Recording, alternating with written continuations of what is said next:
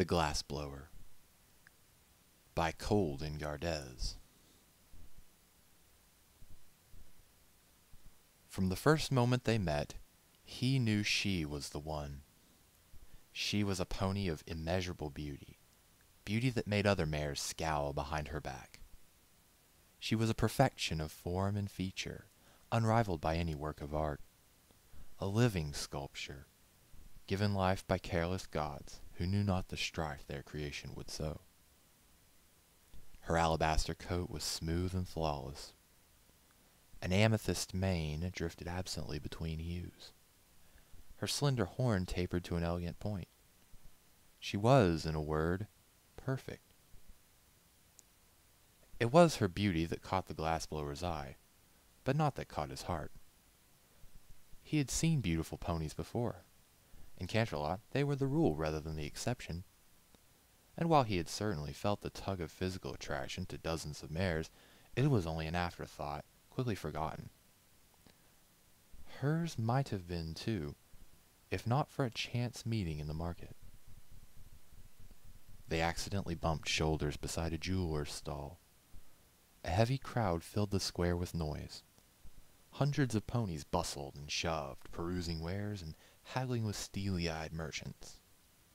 Competition for the best goods was always fierce at the Canterlot Bazaar in the waning days of summer. They eyed each other in the afternoon's fading light, the jeweler and his goods momentarily forgotten. I beg your pardon," he said after a pause. She gave him a demure smile, batting her long lashes at him. Was she flirting? No, of course not. Not with him. "Oh, think nothing of it," she said. "Just a harmless touch." He returned the smile, and they both returned to the display of gems. Hundreds of precious and semi-precious stones awaited their scrutiny. Rubies and emeralds sat on cushions of royal velvet. Topaz and garnets crowded together in trays like commoners. "This one is rather fine," she said, pointing at a large ocean sapphire with her horn. Hints of midnight blue floated within its depths. "Regal, a fitting centerpiece for a lady's dress." He glanced down at her coat. "Too rich for some complexions, I think. Gems should not distract the eye from their bearer." She laughed, and it was the sound of bells. "You have a good eye. Not many ponies grasp colors so easily. But tell me, might it not work with this?" Her horn glowed a faint silver, and yards of fine cloth emerged from her saddlebags. The fabric, in a dozen shades of indigo, twisted and shaped itself according to her will, until a rough semblance of a gown hung between them. The ocean sapphire lifted from its cushion and drifted toward the dress, coming to a rest as though it were a clasp upon its neck. He stared, mouth gaping, at her creation. Around them, a dozen ponies paused their business, whispering and pointing at the magical display. She preened at the attention. Eventually, he recovered. "That's—" He trailed off and cleared his throat. "M'lady, I apologize. That is quite the centerpiece." The dress unraveled and returned to her saddlebags. The gem floated back to its perch on the merchant's counter. She graced him again with her smile, then turned without a word and vanished into the crowd. The merchant chuckled quietly at the stunned expression on his face. "Easy, son," he said. "You're not the first pony to wear that look after meeting her. Save yourself the heartache, and look elsewhere." He took a shaky breath. Her scent, a delicate lilac, haunted him. Tell me, sir, who was that mare? How could I have wandered these streets all these years and never seen her beauty? How could a star such as her lie glimmering in the dust, never to be noticed? What is her name?" He laughed again, louder. "That was Rarity, and only once a month does she grace our humble market. Each time she leaves another trail of broken hearts. Forget you saw her, son." "I could sooner forget my own name," he said, his voice a soft whisper. "No, I will not forget her. I will catch her eye, and then her heart." "Do you know how often I've heard those words?" The jeweler sighed. "She has sworn to only give her heart to an artist as gifted as she. What you saw there was nothing compared to the masterpieces she creates." "An artist?" His heart soared. "Don't you see? This is fate finally giving me a chance to earn true love." The merchant shook his head. "Beware this path. She is beautiful, yes, but she can be cruel as well. Fail her test, and she won't hesitate to tear your heart to pieces." But the glassblower was blinded. Her beauty, her skill, her charm, all danced within his mind. "Good sir," he said, "I appreciate your warnings, but I promise she has never met an artist such as I. I will craft her a work of glass unlike any seen in this world. And after I win her heart, poets will write about our love for centuries to come." It was not her beauty that attracted him. It was her grace. That night, he cleared every scrap of glass from his workbench. He abandoned every project. Baubles, ornaments, cups, and vases, all were swept aside to make space for his new dream. He emptied the sand from his furnace to prevent any impurities from tainting his work. He drew and discarded a dozen ideas, each more elaborate than the last, searching for the one design that could win Rarity's heart. "A bird?" he mumbled as he worked. "A hummingbird! What else can do her beauty justice? It will have wings as graceful as her mane, and a beak as sharp as her horn, crimson-breasted, and azure plumage thatched." The first week he drew as the full moon fell half in shadow. Dozens of plans for a delicate glass hummingbird filled his shelves. Some perched atop glass twigs, while others hung suspended from glass threads no thicker than a spider's line of silk. He drew a hatchling breaking free from a glass egg, but he realized that newborn hummingbirds were rather sickly and not pleasing to the eye. Finally, inspiration struck in the form of a hummingbird drinking nectar from a glass flower. For a full day he drew plans for the perfect bloom, a delicate orchid the same amethyst hue as her mane. It hung from a twisting crystal vine tinted a pale green. Each petal would have to be individually forged and fused together to form the whole. The second week, as the shrinking moon became a sliver against the night sky, he gathered his materials. He spent hours sifting sand, sorting out the purest grains, and grinding them into a powder with his pestle. He scoured the markets for additives, purchasing packets of antimony, cobalt, sulfur, and gold. Every one of his cutting tools he replaced, lest some dull edge mar or chip his precious creation. His apprentices complained at first, as he refused to let them help with his new project. This was too delicate, too important to leave in the hooves of those just beginning to learn their craft. Instead, he let them run his store, selling pre-made glassworks and taking orders for future delivery.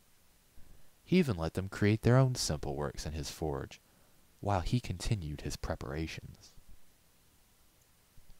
The third week, he crafted the orchid's flowing petals and long, slender leaves. He heated his forge thousands of degrees and used its hellish flames to melt sand into a thick puddle. The molten glass, yellow and brighter than a star, slowly cooled, but before it became too thick, he inserted a long metal pipe into its center. The glob of glass stuck to the pipe as he pulled it from the forge, and as its color deepened into yellow and orange, he blew into the free end of the metal tube. The soft glass expanded like a balloon. The hollow sphere it formed was nearly uniform. Thinner spots, where the glass expanded too rapidly, cooled faster than the rest, and subsequently became stiffer and more resistant to further expansion. The result, after a few minutes of blowing and spinning the pipe, was a perfect globe of paper-thin glass, as clear as water, with a light green tint from the copper he had added to the mix. He knocked on the tube with a hammer, snapping it off the sphere, and used a diamond-edged chisel to score the glass into a dozen different patterns, all imitating the shape of a leaf. Once he was happy with 3 of them, he tapped the sphere with his hoof, and the whole thing broke apart. He picked out the pieces shaped like leaves, and promptly dropped them back into the forge. Rather than let the leaves melt entirely, he pulled them out as soon as they started to glow a faint cherry red. With the help of a pair of pliers, he gently twisted them into graceful curved shapes strikingly similar to those of real leaves. But there was still more to do. The leaves went back into the forge. When they were hot again, he pulled them out and carefully traced a series of veins on their surface. He pressed them against a wood block, transferring the faint grain of the oak onto them. Finally, he ground their still sharp edges with a fine stone, until they were as smooth as any leaf found in the forest. He inspected them, noting the parts he had crafted well, but also the tiny flaws always present in any new creation. Satisfied with his work, he smashed them beneath his hoof, swept the shards into the forge, and began the whole process again. 2 days and 19 repetitions later, he had 3 leaves that might, just might, be perfect. It was a good start. This seems like a lot of effort for a pony who doesn't even know your name. She doesn't know it yet, Styx, the glassblower said. His friend, a fellow earth pony with a marionette cutie mark on his flank, had joined him for dinner, and afterward the 2 of them repaired to the glass workshop to see his masterwork. Dozens of tiny glass leaves, petals, wings, and other bird fragments lay neatly ordered on his bench, waiting for the final bit of fusing that would bring them together as a whole. Styx reached a careful hoof toward one of the glass petals, a languidly folded purple shape that, were it not ever so slightly transparent, might well have been real. It glimmered in the dim light of the workshop, and his breath collected on its surface as he leaned in to inspect it. "This is amazing," Styx said.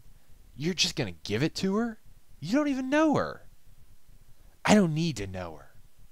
The glassblower lit his torch, a tiny gas burner that shot an inch-long spear of blue flame from its tip. "She's perfect, Styx. If you saw her, you'd understand." He put the orchid stem in a leather-padded vise and began heating the tip of one of the leaves until it glowed a faint orange. The tip sagged slightly under its own weight, and he pressed it against the stem, allowing it to cool and harden in place. Styx rolled his eyes. Sure. Don't you think she gets a dozen offers like this every time she visits Canterlot?" The glassblower fused another glass leaf onto the stem before answering. A tiny curl of smoke drifted up from the hot glass, all that remained of a speck of dust that drifted too close and was incinerated by the latent heat. "A dozen offers? Like this?" he asked. He gave his creation a critical eye. Styx watched in silence as the glassblower assembled the flower. The glass petals all fit together like the pieces of a jigsaw, as if he had measured their shape to within microns. "Well, perhaps not like that," he allowed. "I've never seen a glass work so beautiful. I thought only unicorns could make things like this." The finished flower was like a jewel. The polished glass shone with an inner light that drew the eye. Its emerald stem and leaves flowed like water across the table. It glowed with all the hues of night. "Unicorns have their magic," the glassblower said quietly. "But theirs is not the only magic in the world." He carefully fused the hummingbird's wings to its body. To the azure head, he attached a pair of black gems for eyes. Finally, he attached its beak, a tiny sliver of orange glass sharper than a needle. The bird looked ready to take flight. Nearly 1,000 tiny feathers had been carved onto its wings. "This is my magic, Styx." He picked up the glass hummingbird in his mouth and set it down beside the flower. Styx opened his mouth to congratulate his friend when a tiny flicker of movement stopped him. He blinked and leaned forward to inspect the sculpture more closely. The glass leaves trembled as he exhaled.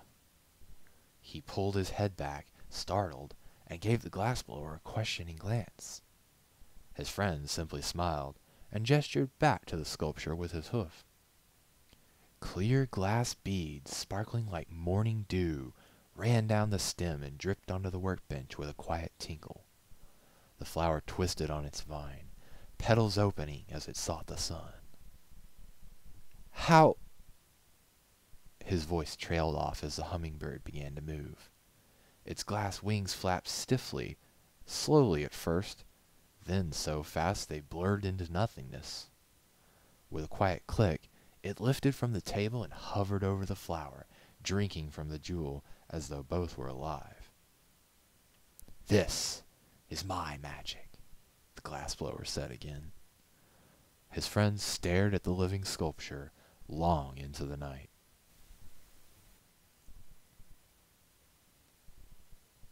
Lacking any other clever ideas for how to present the glass flower, they simply wrapped it around a branch taken from the woods outside Canterlot.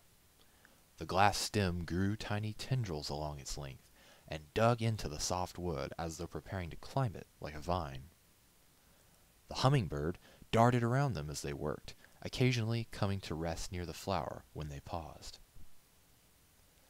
The Canterlot Bazaar started later in the morning than usual. The chill that filled the air slowly dissipated as the rising sun chased away the night. The changing of the seasons was on the merchants' lips as they set out their wares for the busy day to come.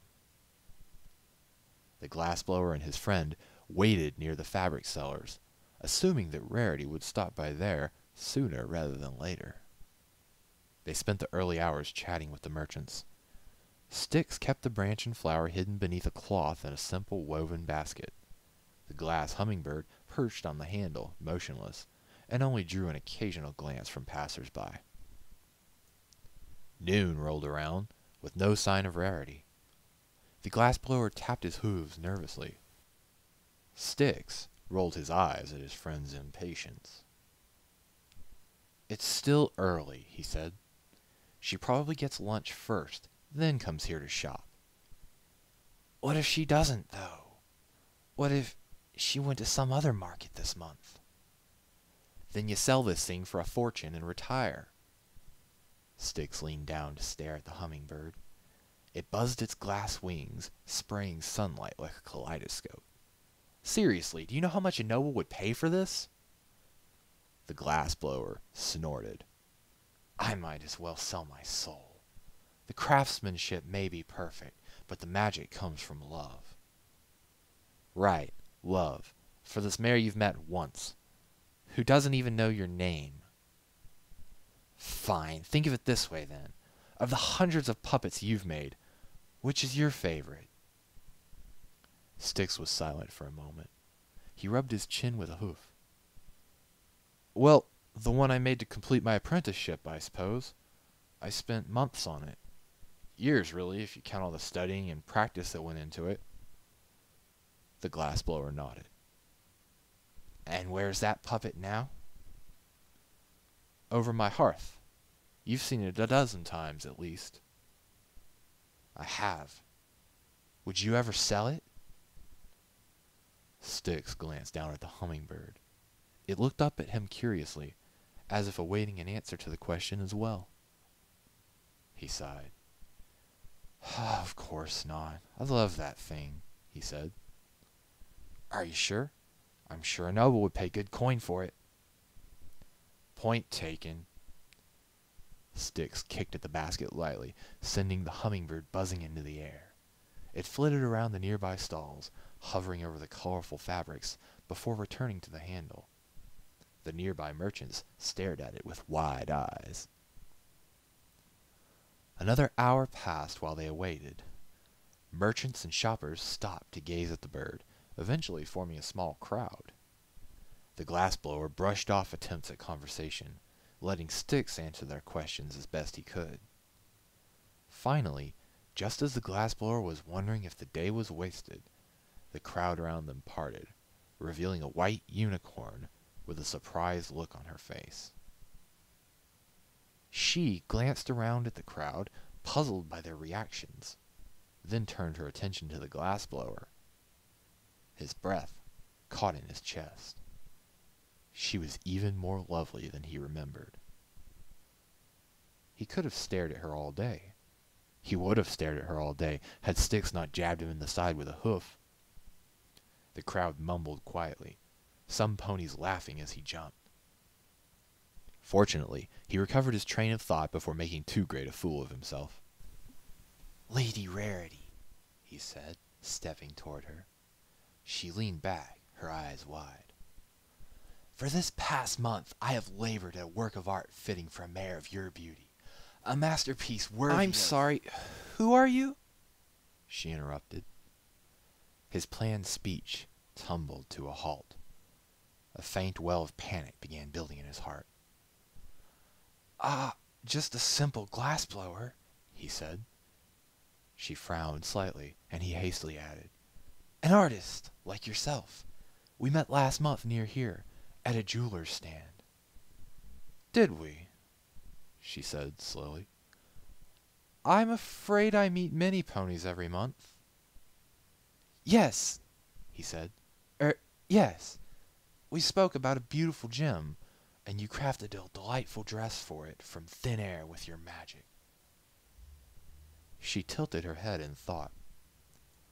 Yes, I suppose that does sound like something I would do. He smiled eagerly, his head bouncing.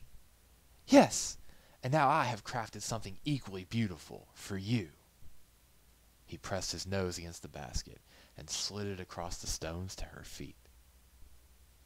She looked at it curiously for a long moment.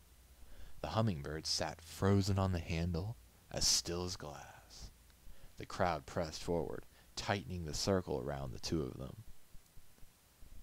That is an exquisite bird, she finally admitted, and very clever having it perch on the handle like that. It shows some talent. Her horn glowed and the cloth in the basket parted, revealing the glass orchid wrapped around its branch. Aha! She said. The branch glowed faintly and lifted from the basket to hover before her. She gave him a patronizing smile. Now this is fine work as well. You did all this for me? I'm flattered. Just look at this detail. How did you manage to wrap it around this branch? I could have sworn that was impossible. Her voice trailed off into silence as she closely inspected the flower. The glass leaves swayed in the faint afternoon breeze.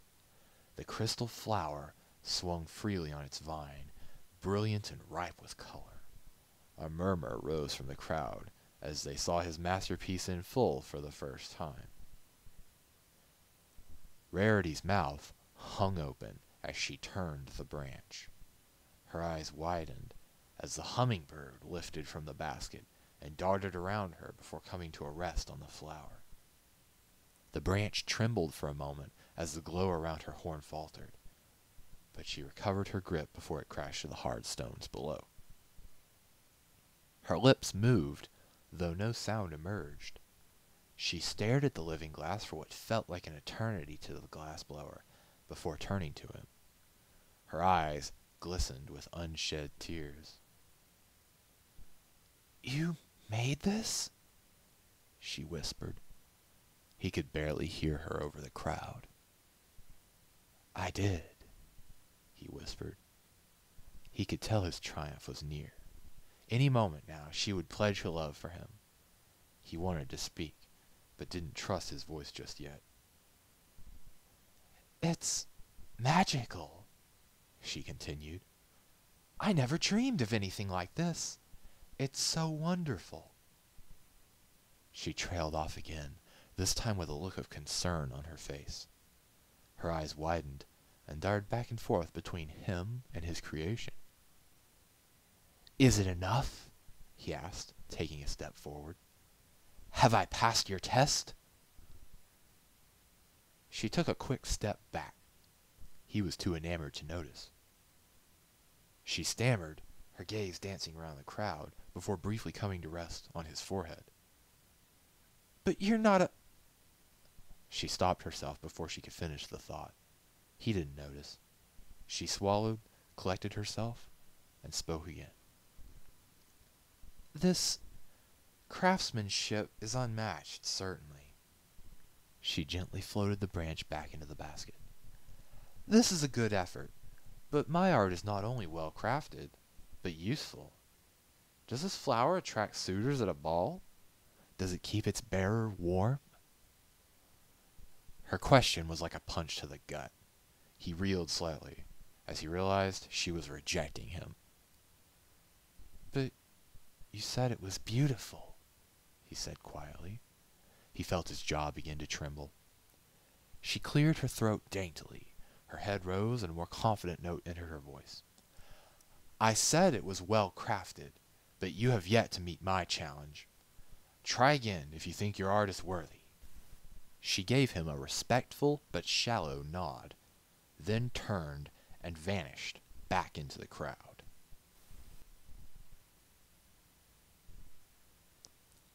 The first week, as the sting of Rarity's rejection flowed like poison through him, he drew.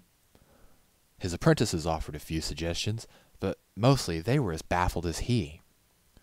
What sort of glasswork would a lady find useful as well as beautiful? They went through a dozen ideas.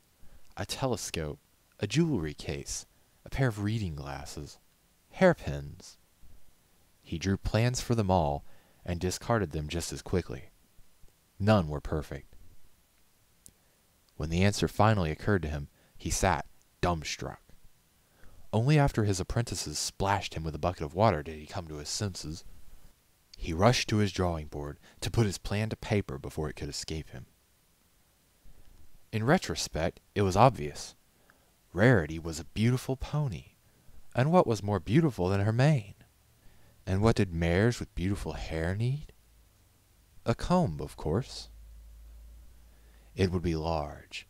Half its length would be the handle, the rest a fine-toothed comb suitable for teasing and styling a lady's mane.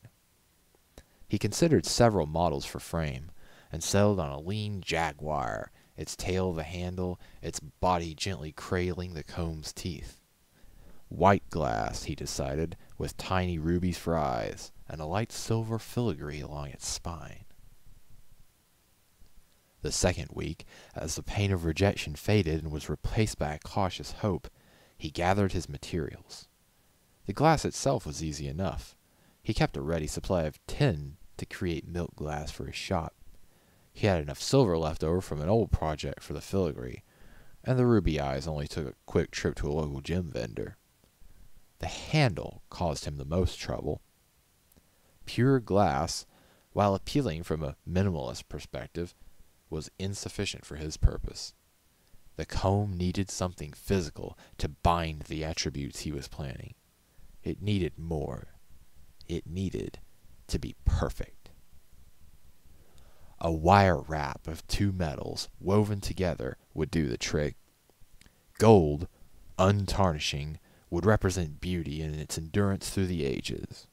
1,000 years after he and Rarity and the kingdom of Equestria were gone and dust, the gold wrap on the comb would still shine as bright as the day he presented it to her. To represent her magic, he needed a second element, one that was hard to find and ruinously expensive. 15 grams of meteoric iron, harvested from a fallen star and drawn into a hair-thin wire. It cost him more than he made in a normal month in his glass shop. The third week, he crafted the comb. It required fewer pieces than the hummingbird, with its separate flower and leaves and stem and petals. The whole comb started and ended as a single ingot of molten glass, mixed with a pinch of tin powder for a pure white color. He let it cool in one of his forge's chambers, then slowly rolled it into a rod a foot long, thicker along half its length. He shaped the handle first, giving it a slight curve and a gentle plumb at its end. The rest of the cat's form he roughed out in the still soft glass. He poked a series of holes in the tail to anchor the wire wrap. Satisfied that he had the general shape correct, he slid the frame back into the forge for the first of many times. For the rest of the week, he crafted the comb's 100 teeth. After a few minutes in the forge, it was soft enough for him to use a pair of hardened steel pliers to pinch an edge on the glass frame and pull it into a slender spike. With a bit of practice, he was able to get each tooth the exact same length and shape with only a minimum of correcting necessary. Once all 100 teeth were done, he spent a full day perfecting them. They were dangerously sharp, and he blunted their tips slightly to prevent unexpected injuries. He used a polishing board as thin as paper and fine as silk to smooth them to perfection. Finally, the frame and teeth were complete. He sent it one more time into a special, cooler chamber in his forge, only slightly over 1,000 degrees. When the glass began to glow, but long before it began to soften, he pulled it out and let it temper in the warm air of his workshop. He set the comb on his table beside a hammer and inspected his work critically. Although time was running out before Rarity's next visit, nothing less than perfection was acceptable, and he would not hesitate to smash the frame to pieces in response to a single flaw. Every tooth was perfect. The frame was elegant, elaborate, and flawless. The tail, though still bare, made for a perfect handle. He put the hammer away in its drawer. "So, you really think you have a chance?" Styx asked. He had visited several times during the past month, but this was the first time the glassblower hadn't chased him away for disturbing his work. "What do you mean?" the glassblower mumbled. He held a spool of gold wire in his teeth and was carefully measuring out a hoof's length of the metal to begin wrapping the handle. The smaller spool of iron sat beside him, waiting for its turn. "Well, she turned you down in front of everyone.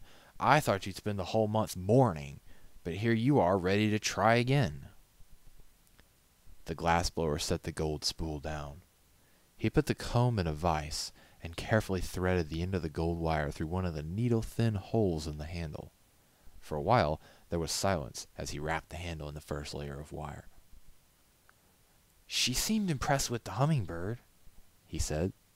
Behind him on a shelf, the glass flower rustled as though in a breeze.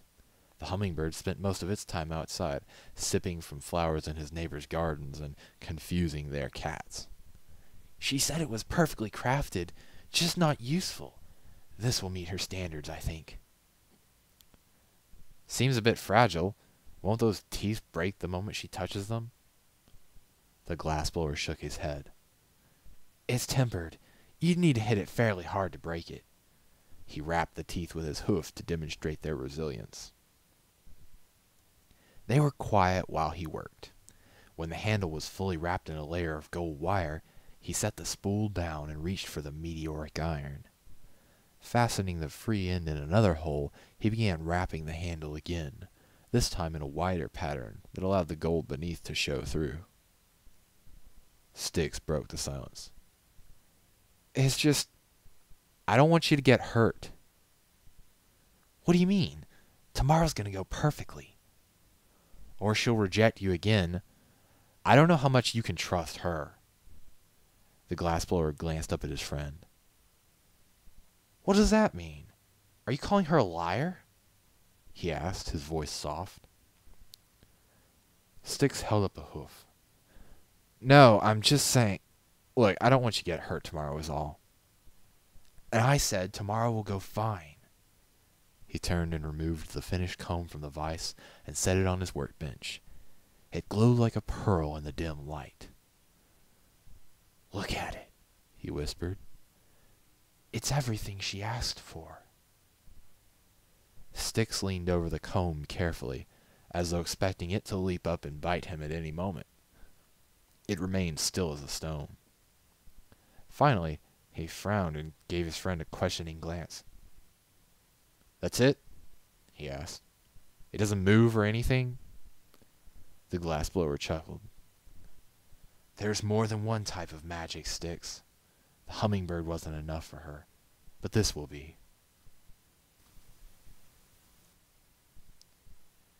They waited by the jeweler's stands for her in the same place as the previous month. A small crowd quickly gathered, eager to see what treasure the glassblower presented to her this time. More than a few noble ponies watched from the edges or chatted quietly with the gem merchants, making sure to keep an eye on the pair. The crisp air of the late fall was filled with excited conversations. Rarity did not keep them waiting long. She arrived an hour after the sun's late rising, and walked directly through the crowd towards them. The sea of ponies parted for her, and closed into a circle around them once she had passed. Styx shifted nervously from hoof to hoof, eyeing the crowd around them. The large velvet jewelry box, hanging from his mouth by a thin ribbon, was already the object of more attention than he was comfortable with. The glassblower, by contrast, was calm. A small smile rested on his lips, and grew as Rarity approached. "Lady Rarity," he began, "you said my glass was perfectly crafted but lacked utility. This month, I hope to meet your challenge with artwork as beautiful as it is functional." He nodded to Styx, who set the velvet box on the cobblestones and pushed it toward her. She stared at the box for a moment. Those in the crowd closest to her saw the faintest tremor in her hoof as she reached out and lifted the lid. The comb rested on a plush velvet cushion, white and bright as the moon. All 100 teeth glinted in the sunlight, looking like dozens of perfect needles lined up in a row. The gold wire, half hidden beneath the dark gray overwrap, seemed to glow with its own light. The market filled with a loud, excited murmur. She stared a while at his work, her nostrils flaring. Finally, she lifted it with her magic and inspected it with a critical eye. "It is well crafted," she allowed. Laughter drifted from the crowd, which she ignored. "Very well crafted, but it is just a comb. I have dozens like it." The glassblower shook his head. "Try it," he suggested. She sighed and trotted over to the nearest jewelry merchant. Like all such stalls, it had a large mirror for potential buyers to use when trying on new baubles. She adjusted the mirror, spent a long moment gazing at herself in it, then carefully pulled the comb through her mane. The results were immediate.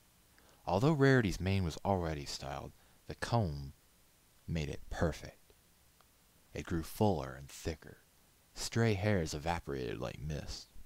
Its purple hue deepened, becoming more vibrant. Each strand shone like a jewel in the sun and cast indigo reflections on her alabaster coat. Rarity stared into the mirror with a blank expression on her face. The silver light around her horn faltered and faded, and the comb fell to the ground with a quiet tinkle that broke the silence. The glassblower trotted over, picked it up in his mouth, and set it on the counter beside the mirror. There was not a scratch on its polished surface. The glassblower stood beside her, both of them gazing into the mirror. Eventually, he leaned down to her ear. "I think you are beautiful enough, even without the comb," he whispered. The crowd around them began to buzz again. The noble ponies pressed closer, trying to see the comb for themselves. "I don't care what your mane looks like, or whether your coat is flawless and smooth. There are 1,000 beautiful ponies in Canterlot, with riches and power and fame. None of them love their art like you. None of them would challenge the world like you. None of them have your beauty within." She stepped away and drew a shuddering breath. Her eyes, as before, fixated on his forehead, where a unicorn's horn should be. He stared back, unperturbed. "This isn't fair. She trailed off. "That is, I mean—" She shook as words failed her. He reached out to steady her, but she danced away with sudden grace. "Not yet," she said.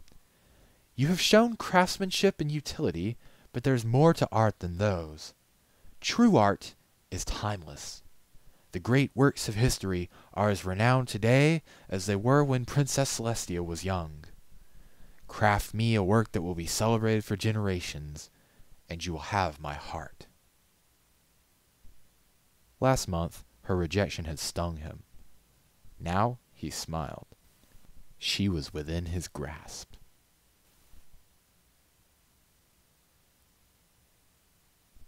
The first week he drew, while the ashen gray of winter replaced the colors of fall. No planning was necessary this time. The design sprang into his mind as soon as he returned to his shop. He set the comb on a shelf next to the glass flower, pulled out rolls of parchment, and began to write. She wanted timelessness. He would give her time. He procured texts on astronomy from the Canterlot Library, and with their aid, sketched a rough plan for an armillary sphere. A small globe at the center, as wide as his hoof, represented Equestria. The first ring, a foot across, contained the sun. The next ring held the moon. The final ring, the stars and constellations. All rotated freely around the planet, keeping time with the night and day and changing of the seasons. The second week, as other ponies prepared for the winter solstice, he gathered his materials. Although he could usually craft metal components with his forge, the metalwork for the stand and axis required a specialist's touch. Perfection, as always, was the key, and sometimes that meant going to other craftsmen with specific skills. Fortunately, brass was the traditional metal for armillaries, and was very cheap compared to the meteoric iron used in the comb. The third week, he crafted the sun, moon, and stars. Again, the astronomy books came in handy, as he traced outlines of craters on the thin glass shell of the moon, and scored constellations on the outmost ring of glass. The globe took far longer than he expected. He created and smashed 4 separate glass equestrias before one met his standards. Rather than a single sphere of glass for each globe, he created a dozen, one for each color of the seas and land. Blue for the deepest ocean, green for the jungles and forests, tan for the deserts, white for the ice caps. He carved them into 100 pieces and fused them together into a stained glass globe. A magnifying glass was needed for the individual lakes and rivers. He set the separate pieces on his workbench and stepped back to view them. He mentally reviewed her criteria: craftsmanship, utility, timelessness. Satisfied, he nodded to himself. This had all 3.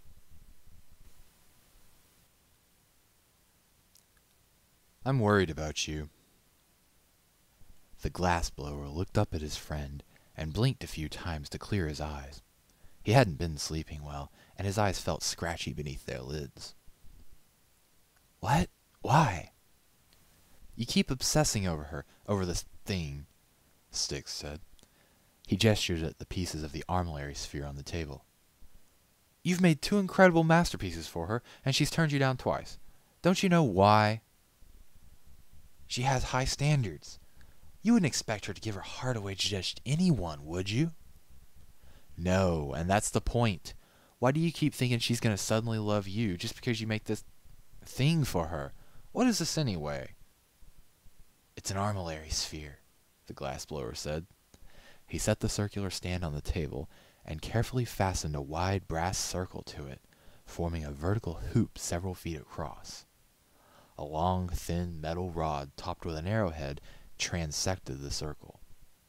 At the center, speared by the rod through its north and south poles, hung the glass globe of Equestria.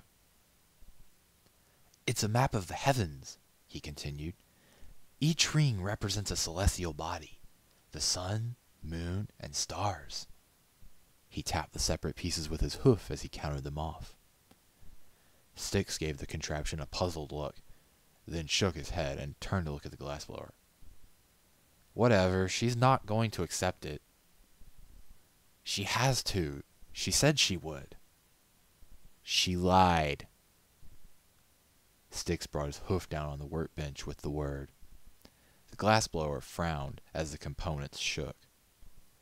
This whole stupid challenge is a lie. I did some asking around.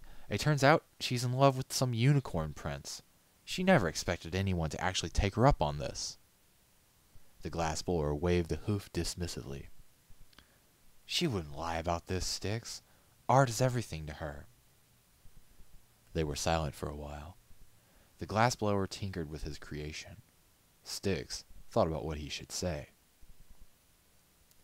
The glassblower picked up the model sun, a solid sphere of clear glass, with a set of tongs.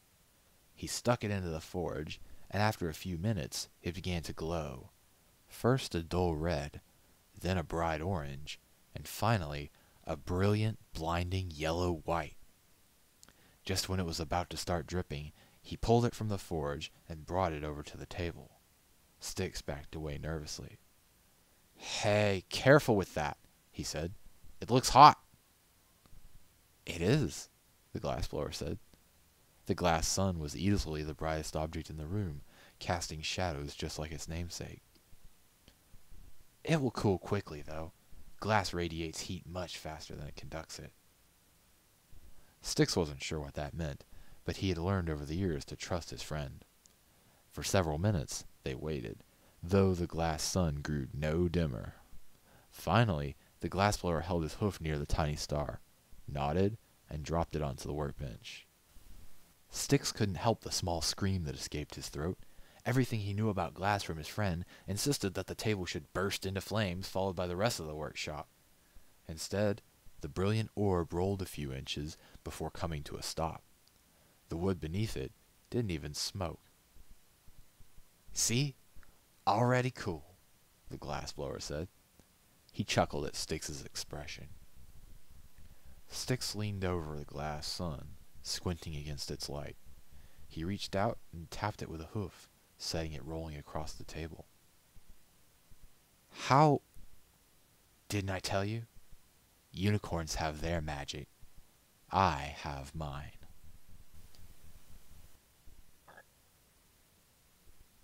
The market started at its usual time, though the sun was only a distant promise beneath the horizon.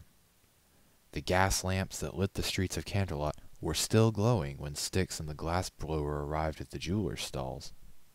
They had borrowed a cart to carry the armillary sphere, and didn't bother concealing it. The crowd was twice as large this time around. Several guard ponies wandered the edges of the market, keeping an eye on the mob. Hundreds of merchants and buyers pressed forward, eager to see the glassblower and his work. The jewelers, previously quite happy to have an attraction next to their stalls, now seemed nervous.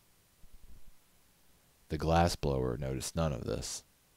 Although Styx had forced him to get a few hours of sleep the night before, he still looked like a mess. His mane was rumpled despite Styx's best attempt at combing it, and his eyes were puffy and bloodshot. He would have collapsed had he not been leaning against his friend. Rarity arrived with the dawn. She actually had to force her way through the crowd. Her contest was no longer the attraction. The glassblower's works were. This seemed to cause her no small amount of frustration, and her features were tight with anger when she finally reached them. If the sphere fazed her, she didn't show it. Perhaps, Styx thought, the past 2 demonstrations had taken the surprise out of his creations. Either way, she gave the armillary only a brief glance before turning to its maker. If his artwork didn't startle her, his appearance did.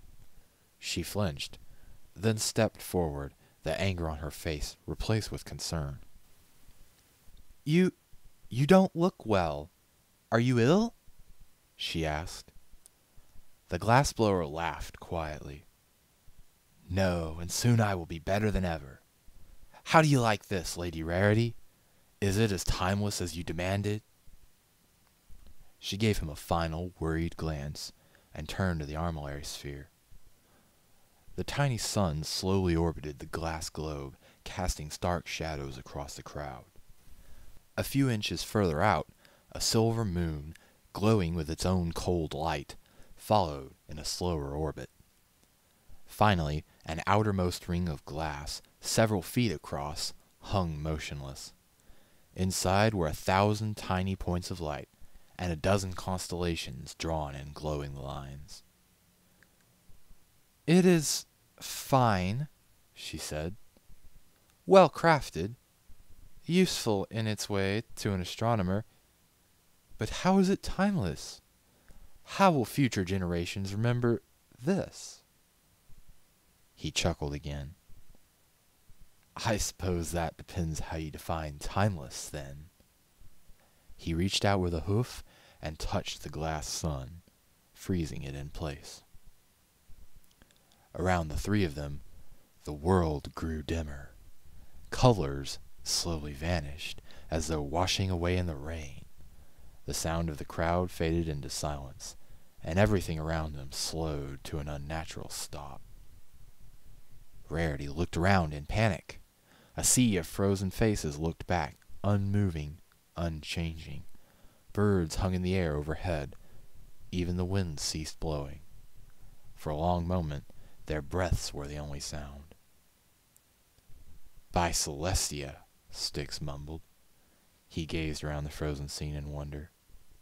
"What have you done?" Rarity fell back onto her haunches. Her eyes were wide and panicked as she turned to the glassblower. "Put them back, please," she begged. "Whatever you did, put them back." He sighed quietly and removed his hoof from the armillary sphere. The sun slowly began to move again, and color returned to the world around them, followed by sound and motion. Styx felt a tight grip on his heart relax. Rarity trembled. The crowd babbled in confusion. For the first time, ponies pushed to get away from the sphere rather than toward it. The guard ponies suddenly looked very serious. What was that?" Rarity asked. She had managed to stop shaking, though her voice was still weak and thready. "You wanted a timeless piece of art?" the glassblower asked. He seemed oblivious to the panic in the crowd or the shocked reaction from Rarity. "This is it. Simply stop the sun in its orbit, and time around you will cease to flow. It is the greatest thing I have ever crafted."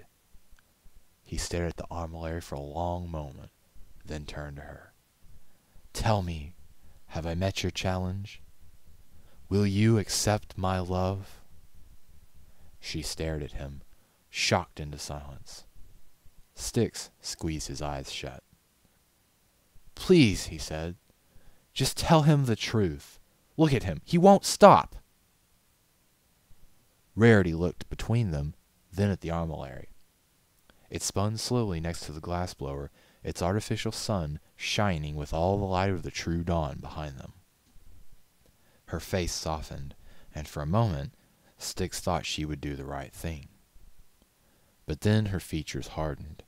The haughty indifference she had worn when they first met returned, and she stood. Styx choked back a sob. "This is timeless, I suppose," she said to the glassblower, "and useful, and well crafted. All three of my criteria you have met." A dreamy smile appeared on his face. "But," she continued, "where is its beauty? Where is its charm and grace? Craft me the most beautiful artwork this one last time, and I will promise you my heart." It was music to the glassblower's ears.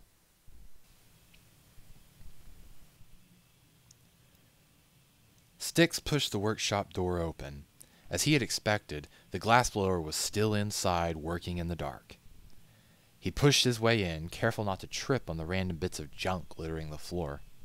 The apprentices waited outside, too frightened to enter.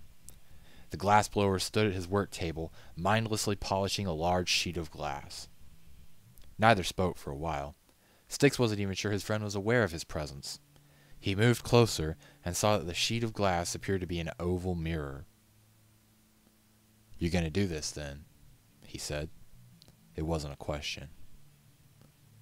If the glassblower heard him, he gave no sign. He continued to polish the mirror. "Just promise me that this is it.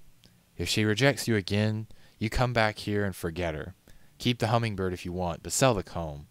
Your apprentices tell me they haven't been paid in weeks." The glassblower mumbled something. His breath fogged the mirror for a moment before the cold air sucked the moisture away. "What?" The glassblower looked up. "I said we don't need to sell the comb. The palace gave me a fortune for the armillary." After Rarity had rejected the glassblower's third offer, the guards confiscated the sphere. The last Styx had heard, it was securely guarded deep within the palace, along with other magical artifacts too dangerous to leave at large. Styx scowled. "What about your apprentices, then? Did you just forget about them?" "Bunch of whiners. Tell them the bits are under the counter in a bag next to the flux." Styx heard a rustle behind them and knew the apprentices were already moving. "You shouldn't say that about them," he said softly. "They've stuck with you these past months despite all this." The glassblower snorted. "It will be over soon. Once she sees this, there will be no more doubt. It will be over, Styx." "It's just a mirror. As flattering as it is, I don't think that's what she meant." "Oh, not just a mirror. Look." The glassblower tossed his rag to the floor, where it joined a pile of dozens of others. He slid the mirror to the edge of the table and lifted it for Styx to see. The mirror didn't seem too special, he thought. He looked no different in it than he had that morning, looking into the bathroom mirror as he did every day. Tan coat, blonde mane, marionette cutie mark, long strings descending from the ceiling attached to his hooves and head. Absolutely nothing out of the ordinary. He leapt back in shock and looked up at the ceiling for the strings. Nothing but dark rafters and drifting dust. He glanced quickly down at his hooves, but they were bare as well. "What the—" He looked back at the glassblower, who had turned the mirror around and was gazing into it. "By Celestia, what is that thing?" "It's a perfect mirror," the glassblower muttered. "It doesn't just reflect, it shows us as we are within. It shows the true us." He sighed quietly and continued. "When I look in it, I see a pony as fragile as glass, blinded by love, ready to shatter at the slightest touch." He reached a hoof up to touch his cheek and flinched, as though really about to break. "But I also see a happy pony. The happiest pony in the world, Styx, because his dreams are about to come true. At long last, Styx, all my dreams are about to come true." Styx felt sick. The room seemed to spin for a moment before he recovered. "Don't do this," he said. "That thing won't get you what you want. If we were meant to see inside ourselves, our eyes would have that gift. Smash it. Break it before it hurts someone. The glassblower scoffed. I knew you would say that. I knew you wouldn't understand. But when she looks into this and sees the beauty in her that I already see. He reached up to lovingly touch the glass. She will be mine.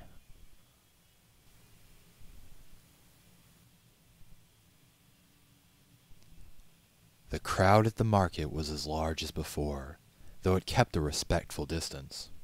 For once, no ponies attempted to bother Styx or the glassblower as they waited. The large contingent of guards, sent from the palace specifically to keep everyone away from his artwork, might have had something to do with that. Styx had debated not showing up. He already knew what would happen. It was like watching a train wreck in slow motion.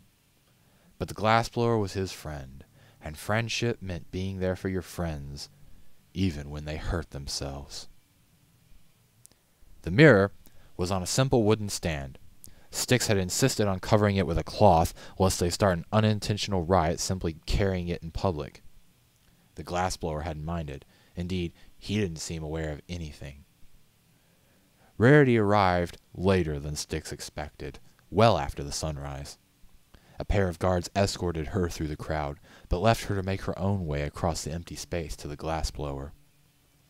They could see she was already shaking. Her mane was frazzled and shapeless. She stopped a dozen feet away. She barely gave the two of them a glance before turning to the covered mirror. Styx could see she was biting her lip. Lady Rarity, the glassblower said. Thank you for coming.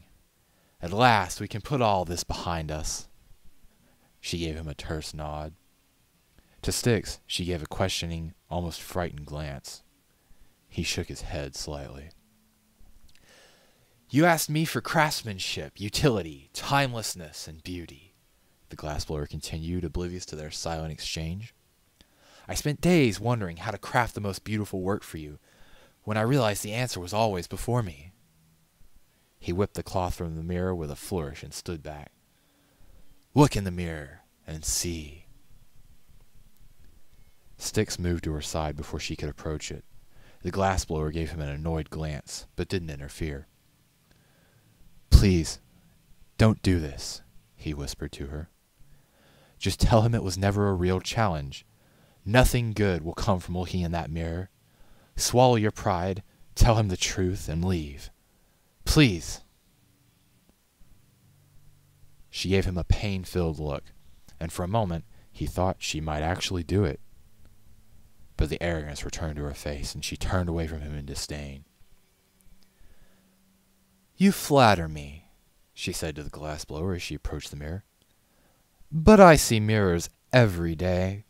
There's nothing special about them. She came to a stop before the looking-glass and stared. For a long moment, nothing happened. All were silent. All held their breaths in anticipation. The glassblower smiled as though he had already won. Styx felt a tendril of dread wrapping around his heart. Finally, her expression began to change, from haughty indifference to puzzlement, then to surprise, followed quickly by shock, tinged with horror. She stepped away from the mirror, but could not free her gaze from its grasp. What is this? She choked out. What are you showing me? The glassblower frowned, puzzled.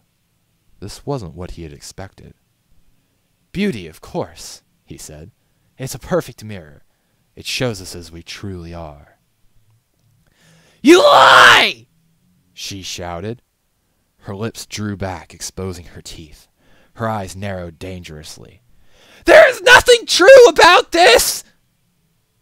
She reared up and brought her hooves crashing down on the mirror, knocking it from the stand onto the cold, hard cobblestones. A normal mirror would have shattered, but this was a special mirror. A perfect mirror. It clattered and came to rest with only a few chips along its edges. But Rarity was not done. I am beautiful! She cried. She brought her hooves smashing down on the mirror. The cracks grew. I am honest! She slammed her hooves against it. "I am true!" Again. "I am a good pony!" she screamed. With a flash of light that left every pony momentarily blind, the mirror shattered into 1,000 glittering pieces. The glassblower stared at his broken creation, not moving, his mouth agape. Rarity sobbed quietly, her white legs marred with thin streaks of blood where flying bits of glass had cut her. Styx sank to his haunches, head low in defeat, mourning for 2 wounded hearts. Rarity never returned to the Canterlot Bazaar.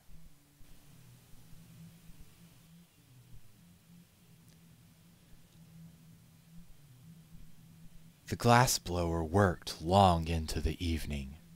He worked as the tallow candles around him guttered and went out. He worked until the moon, high overhead, was the only motion in the night. Through the long night he worked, warmed by the hellish fires of his forge. For all his remaining years he worked, but never again did his creations truly live. Ever were they only glass, for they lacked the magic of love. He worked and worked, and as he worked, the winter night outside was not half as cold as the winter in his heart.